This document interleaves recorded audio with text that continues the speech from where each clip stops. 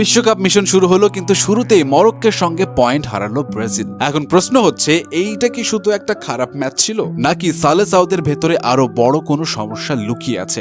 অনেক বিশ্লেষকদের মতে সবচেয়ে বড় অভাবটা ছিল নেইমারের। কারণ মাঠে গতি ছিল, ট্যালেন্ট ছিল, কিন্তু মাঝ মাঠে সেই গেম চেঞ্জিং ক্রিয়েটিভিটি আর ডিফেন্স ছিঁড়ে দেওয়া পাসগুলো বরাবরই মিসিং লাগছিল। আর সামনে ভিনিসিয়াস, রাফিনারা সুযোগ তৈরি করলেও শেষ মুহূর্তে ফিনিশিং এ দেখা গেছে হতাশা। তবে ব্রাজিল ফ্যানদের জন্য কিন্তু একটা সুখবরও আছে। কার্লো আনচেলত্তি জানিয়েছে তারা আশা করছেন আগামী সপ্তাহ থেকে নেইমার আবার পুরো দলের সঙ্গে যোগ দিতে পারবে। আর যদি নেইমার সত্যি দলে ফিরে আসে, তাহলে ব্রাজিলের অ্যাটাকের চেহারাটাই বদলে যেতে পারে। কিন্তু সমস্যা শুধু কিন্তু অ্যাটাকেই ছিল না বস।